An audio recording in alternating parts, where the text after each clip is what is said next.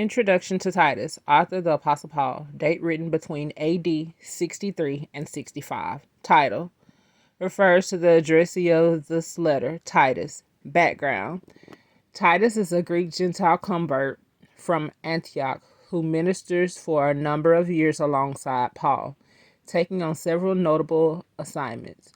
One of these is at the Corinth church, where he gives guidance to prepare the people for their offering for the Jerusalem saints. He also accompanies Paul and Barnabas to the Jerusalem council. One of Paul's own converts, Titus, is not circumcised, since it would be assumed a concession to Jewish legalism. Paul leaves the young but mature Titus on the Mediterranean Isle of Crete, which is 152 miles long and up to 35 miles wide, to organize the believers into churches. His mission there is complicated by false teachings, immaturity, and immorality. Where written, uncertain, possibly from Greece or Macedonia. To whom? To Titus.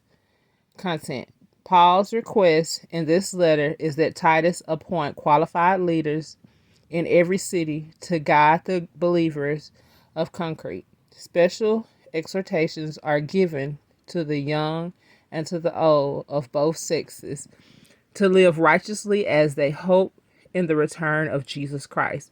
Believers are encouraged in good works, but admonished to remember that their justification is a product of God's grace and mercy. False teachers are rebuked by Paul as he emphasized how sound doctrine should be the focus of every believer. Paul uses this letter to give Titus the spiritual wisdom he needs to effectively lead the church. Key words: pure and hair. Christians are exhorted not only to live pure lives, but to have pure motives as well. Every believer is justified before God to be an eternal heir to all that God has made available. Things: God works are not to bring us salvation, but to reflect our salvation.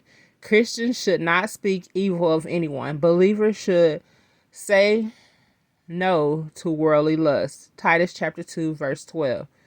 We should never let our speech be such that we could be condemned or bring disgrace in the ways of the Lord. Outline. Number 1. Introduction is found in Titus chapter 1, verses 1 through 4. Number 2.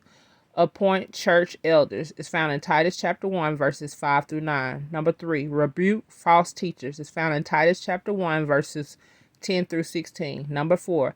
Teach sound doctrine is found in Titus chapter 2, verses 1 through 15. Number 5. Live obedient and upright lives is found in Titus chapter 2, verses 1 through Titus chapter 3, verses 1 through 11. And number 6, concluding instructions is found in Titus chapter 3, verses 12 through 15. May the Lord add a blessing to the introduction of the book of Titus.